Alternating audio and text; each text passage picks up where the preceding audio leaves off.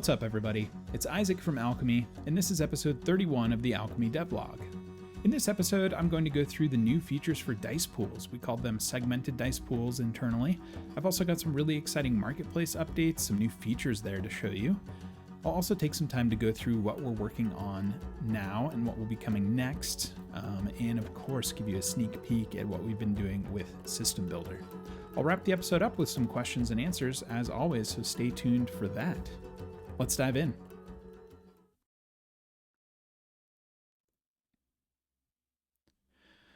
First, let's take a look at segmented dice pools. So this is an upgrade to the existing dice pool action. It's not a new thing that you have to find, but when you're creating a dice pool action, you now have the ability to create one with multiple segments of different dice. So we'll create an example here. And I'll click into the dice pool action type, and you'll notice there are a few new things here. So first off, we have a label, so you can label each individual segment. We'll creatively name this segment 1. You can choose whether or not to use your attributes or skills as always. This is a GM action, so I'm not going to choose that. But we'll roll a pool of 3 6-sided dice. This works with custom dice as well if you have a universe with custom dice defined in it. And we'll give it a +1 bonus just because. One new thing here is success values no longer have to have just one success in order to be used. You can define multiple successes. So in our case, let's make 6 a double success. So it'll count as 2 successes, and 5 a single success. You can do the same thing with failure values down here. We'll make 1 a double failure, and 2 will just be a light failure. You can choose the reroll and exploding features as usual, and then you can add a new segment to your dice pool. So we'll create another segment here. We'll call it segment 2, and we'll turn off attribute or skill, and we're going to make this a 4d8 pool. So we're going to mix d6s and d8s here. I won't put a bonus on that one. And again, I'll choose multiple values for success here.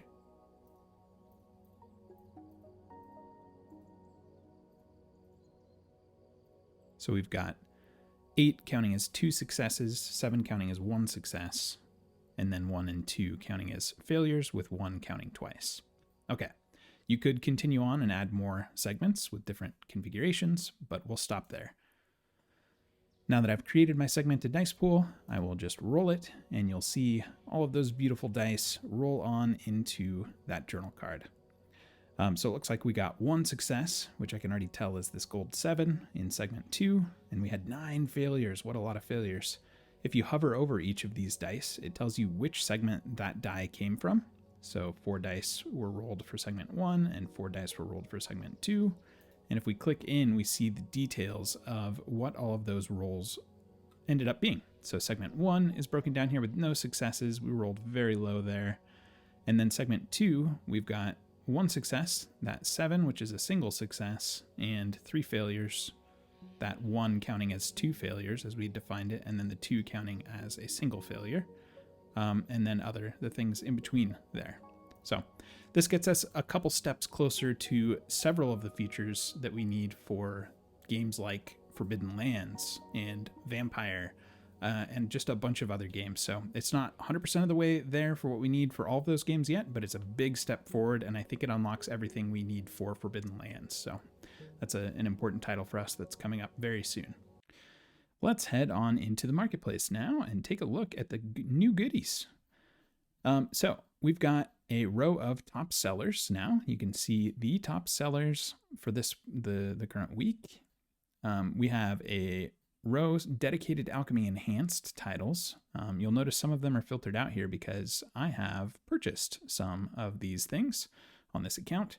And your purchases will no longer show in these rows unless you want them to. I'll show you how that works here in a second. We've also got a coming soon row where titles that are coming soon will be listed. Right now it looks like we got a lot of Coriolis stuff coming up soon. If you click into those, it'll show you the release date. And if you're not already opted into our newsletter, you can get notified by clicking that notify me button to get on our newsletter and find out about that title coming out. We've got a bunch more different categories for different things, and these will be a lot more dynamic and exciting going forward. We will be dropping things into different places and adding new categories to help kind of surface different facets of our marketplace. And then all the way down here at the bottom, there's a switch to show your purchase titles. If you'd like to see them, this is off by default. You can flip this on to show the titles that you own inline in the marketplace. So you can see the full effect of that with these titles showing up in other places on here. It's defaulted to off. And of course, if you want to check your purchase history, it's right here in this button that takes you to your profile where you can look at all the purchases there. And next up for the marketplace, long requested feature, we have search. You can now search for things on the marketplace. So we just pushed out Vast Grim today, and I already have it on this account, so it's not showing up for me by default, but it will show up for me in search, because search by default shows you everything that matches your query, whether it's in your purchases or not. So you can see here we've got Vast Grim Enhanced, we've got Vast Grim. We have a match on Vaesen. It probably has the word vast in it somewhere in the description or something, and a bunch of other things with vast as keywords. So you can finally search for stuff on the marketplace and find out what we have and what we don't have. Like Vampire the Masquerade. We don't have that title yet, but we will. We will. And you can click this button to request a title here. It'll just take you to our feedback form. Send that our way. And yeah, we'll add it to our content roadmap. Let us know if you have any feedback on the new look for the marketplace, and we hope that you enjoy it. We invested a bunch of effort into making our kind of back end for this, so expect it to be really fresh all the time with good new stuff.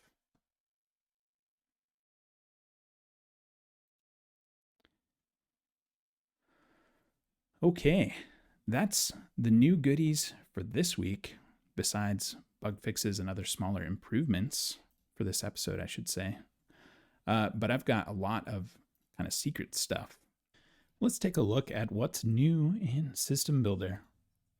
So sneak peek of what we've been working on here. I'm going to jump into my universe and hop over to the system side. And the first thing that is exciting to show is you can now manage multiple sheets in here. So if I click in here and click on Manage Sheets, I can now create multiple PC and NPC sheets. We're going to start with an NPC today.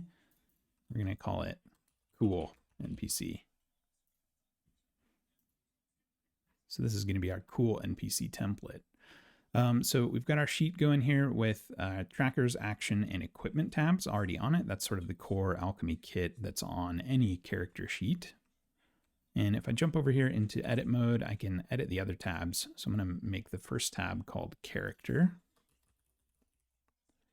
And let's take a look at what's new in the blocks drawer. We've got a couple layout blocks here. The divider block is new since last time. I think we had lists last time, but if we didn't, they're just a list of other blocks. Very cool. We've got the helper text block where you can put kind of helper text for the edit side of a character sheet. You've seen this in the 5e sheet underneath the alignment. There's like a big block of text. It's that same kind of muted gray text that gives you some guidance on what to do there. And then we've got the skills list and the attribute list smart blocks, as well as what I'm very excited about, the code placeholder block. It's very unlikely you'll see the code placeholder block in the wild. That's probably just going to be for us, at least for the near future, because what that lets me do is plug in any arbitrary code to my my sheet, and yeah, so that'll probably be a staff only thing for a while. However, let's take a look at some of this cool stuff. So I'm going to go ahead and take a 2-column layout here and drop in some smart blocks like character name and character concept. And then we're going to want some attributes. So we'll drop an attributes list in here, and let's use the new helper text to put some helper text in below here.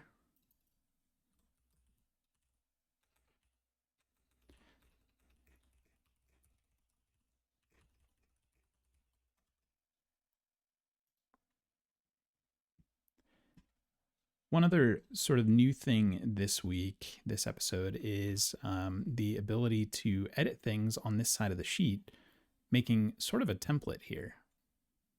So you could have default values in the sheet itself that will get added to any character that is created using this sheet template.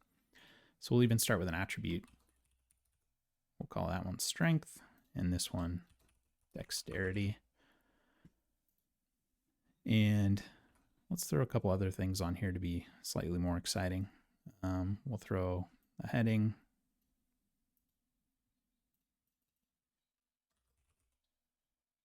For armor.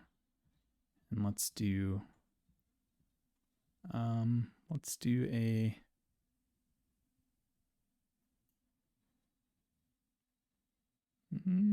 what do I want to do? Let's just do a drop down. You've seen the drop downs already, but this is how they work. You can define options in here.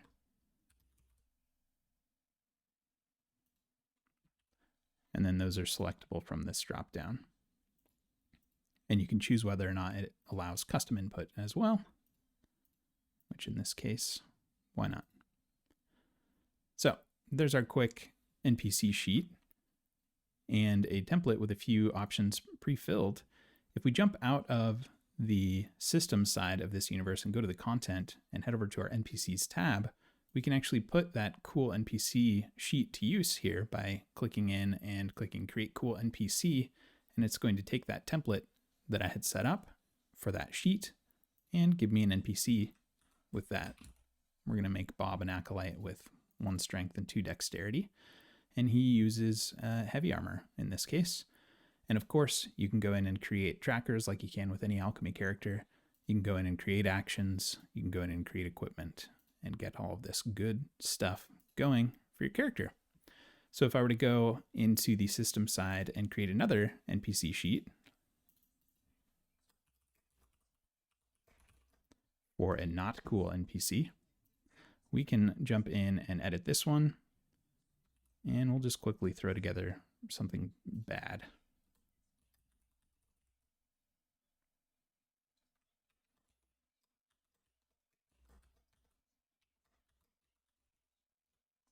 That's cool. I'll stick with that. That's really good. And then we can we'll throw in a 3-column layout here, and we'll put some smart blocks for name and concept and itty bitty description over here. Itty bitty squashed description. These are the kind of things that we're going to go wild with here pretty soon. Just making stuff look bad, but functional, right? So we'll take, no, I can't, I just can't do it. Let's edit this one. I'll stick with the bad fonts, but we won't do that. That's just not gonna fly. Let's do a 3-column layout, but we'll do something more sensible there. Character name, concept. Oops. And let's throw a drop down. And we'll name this drop down like origin.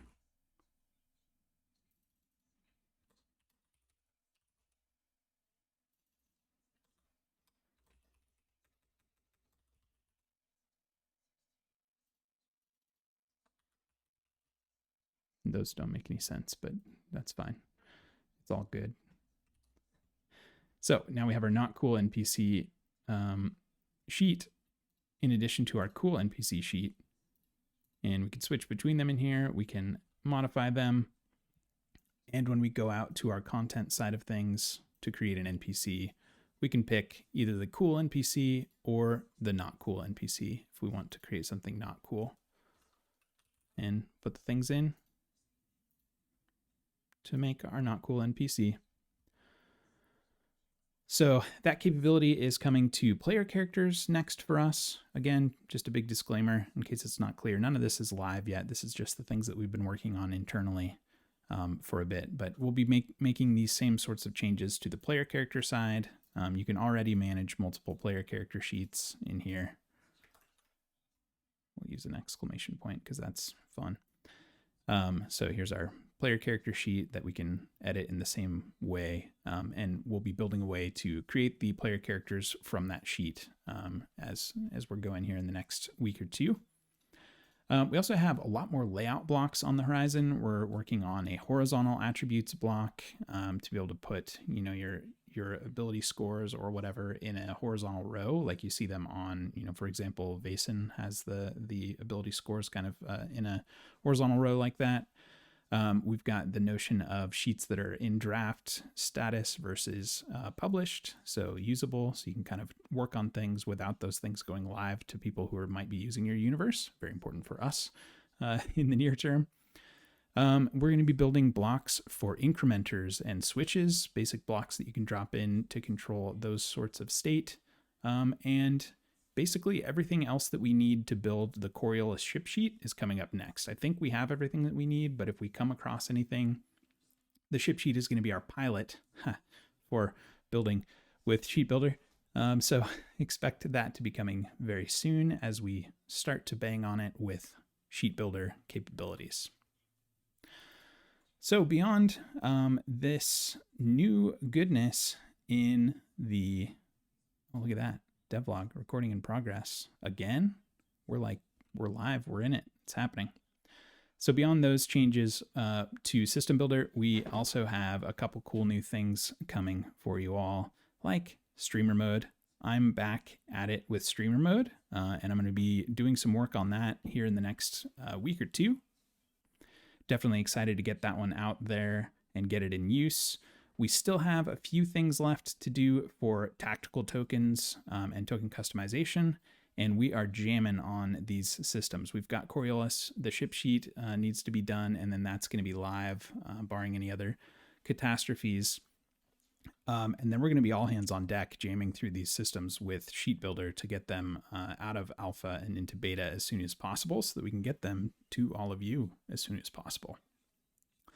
The other thing that's not listed here in the roadmap is something we need for some of these systems, the ability to roll multiple dice at one time from the dice tray. So clicking multiple times to kind of queue up, you know exactly what I'm talking about. You've used it before in other places. You can just click and build a roll and then fire off that whole roll in one go. We'll be working on that in the next couple of weeks. May not land before next devlog episode, but we'll see. But I'm quite excited about that one. So that is what's coming up next.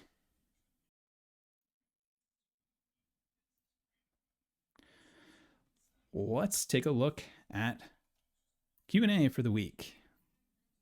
We're in episode 31, starting off with Argentis. Hi, Argentis. Recognize you from the Discord, always in there with the good comments. I know it's still very early on, but do you anticipate the System Builder Sheets data schema eventually supporting modification from within modules? From what I could see right now, the smart blocks are driven by the JSON schema at the bottom with a reference to an object defined elsewhere. It would be great if modules would be able to add or remove elements from existing data schema objects, or add new smart blocks and data schema objects in their entirety. This seems like a powerful way for modules to be able to manage things like subclasses, species, and the like that integrate fully with the sheets and character builders. Settings modules could hide entries that are not available in their setting, in addition to providing any unique new entries. Yeah, that's a very well thought out, very well put statement of kind of the direction that we need to go with this. You're totally on the right trail. That the way that we're thinking about this is pretty much in line with that. We need to be able to modify things in the system through different modules because you may not have the same sort of core data in all of those places. You may have new data over here and not over there. We're definitely thinking about those things with System Builder, but we don't have everything built for that just yet. But we are thinking about it, and we're going to take this feedback into consideration as well to make sure that we handle it with all these System Builder goodies. So thanks, Argentis, for the question. All right, modifying purchased content. Anna T wants to know, is it possible to modify bot worlds? I'd like to play Pulp Cthulhu, and it would be easier to use regular Cthulhu as a base than it would be to create the whole thing from scratch, unless Pulp Cthulhu is coming soon. I don't know if Pulp Cthulhu is coming soon. Maybe not. If not, it should be, so we'll get on that. Also, yeah, We don't have the capability to do this just yet, but in the kind of the same vein as what Argentus was asking about system builder sheets, we need this for the ability to kind of start a universe from some other universe, use it kind of as its base. We do this internally with 5e stuff. If you create a new universe for 5e, you get some SRD stuff for free. Well, like along with that. And we definitely need that capability for being able to modify. You want to take, for your example, Cthulhu, and modify it to add new things. So yeah, in summary, we don't have that capability yet, but it's something that we need, and it's in our minds, and we're coming up with a solution for it. Thanks for the question, Anna. All right, Grazd is back with another good one about breakout rooms. Hello, is there a possibility for the GM to just talk to one or two players just as an aside without the other players hearing what we're saying? We didn't find a way to do it, so last night, me and one of my players just ended up muting our mics and calling each other on our phones. But there's got to be a better way to do it than that, right? Thanks. I mean, that's great. That's probably our supported and official workflow that we'll put in our docs. Just phone a friend. Yeah, we don't have anything to help with this use case at the moment, but it is a great idea. We'll definitely put it on our feature backlog for after those V1 titles are out there and in everybody's hands. So thank you for the great idea, and we'll make sure that that ends up on our roadmap post V1. All right, that's all for the questions in this episode, and that's all for the episode.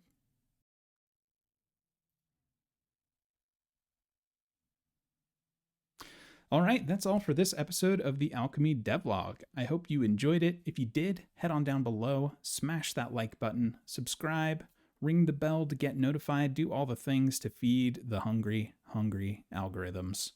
We really appreciate it. If you have your own question that you'd like me to answer on a future show, go ahead and send that in to us. There's a link down below that you can use for that. That's all we've got. Thanks for watching. Let's go play some games.